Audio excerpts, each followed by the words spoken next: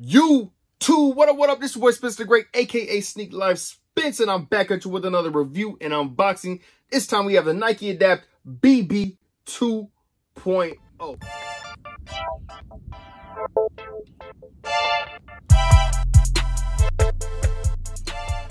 Now this is Nike's second version of auto lacing basketball sneakers. Last year they gave us a Nike Adapt BB 1.0. And there are quite a few differences in the shoe, and I think more so for the better. So let's get right into it. First of all, the weight of these shoes. This shoe is a bit heavier than this shoe, but it's more comfortable. This shoe is $50 more than this shoe, which prices it at $400 versus $350, which is a lot of money for a basketball shoe. It's a lot of money for a shoe in general. It makes it, I think, one of the most expensive Nike sneakers from a general release, I think. Correct me if I'm wrong. But this year they added Zoom Air into the shoe, which makes it a lot more comfortable. So I guess we got to give or take with the weight difference. You know, these are a lot lighter, but these are more comfortable. These tighten more so just on the top of your foot with the auto lacing cable wiring. The cable wiring on the 2.0 actually is a bit more comfortable when it comes to tightening, because it tightens more around the rear end and side of the foot versus just on the top. Unlike the 1.0, you have exposed auto lacing cable wiring. Now that, I think this gives it more of a regular sneaker type look versus more of like a moccasin type look. It looks more like a basketball sneaker versus just playing in a moccasin, I guess I would say. This has a 3M silver tongue on it. And also, one thing I want to point out. So on these sneakers, on the 2.0s, they have left and right on the tongue. I don't know why they did that, but they did.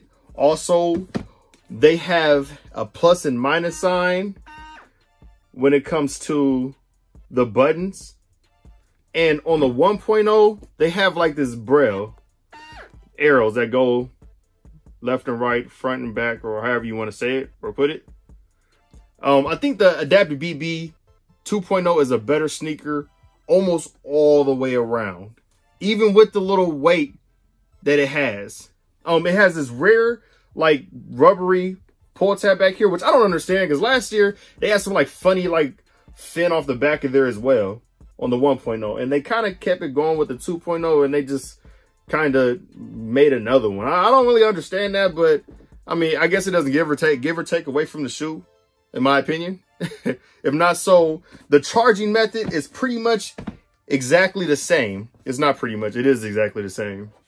You have this pad with this Type-C charging, and you basically set the shoes on top of here, and it charges through the outsole of the sneaker. The insoles are basic insoles. They have right and left on them. I don't understand why exactly, but they do. There's nothing special about the insoles. They don't make you run faster or jump higher or add any super duper comfort versus any other insole, which for a $50 price increase to make them $400, I feel like Nike probably could have did a little more to the shoe than what they did. But, you know, hey, Nike, they're going to give us a minimum of the minimum. And, you know, most of us probably still going to buy the shoe anyway. So I'm going to give you guys an on-foot view of this shoe to let you know how I wear, because I'm not hooping in this shoe. Oh, hold up. A couple things. First of all, for all my hoopers, I would like to get an input on how these actually feel on court, because I'm not sure about an actual auto lacing basketball sneaker being better than a few other basketball sneakers that players and people actually play in at the height of their performance. So I would like to know, is this shoe worth actually playing basketball in, or is it just technology moving with the future and us just getting tired of designing so many shoes to the point to where Nike just had to design an auto lacing sneaker just to say they did it? I'm not sure. I would like to get your input on that as well. And also, these shoes, as most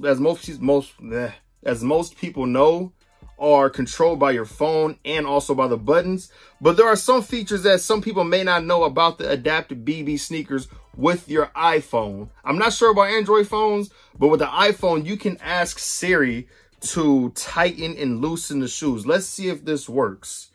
Hey Siri, tighten my shoes. I'm on it. That's done. Adapt says, your shoes are tightened.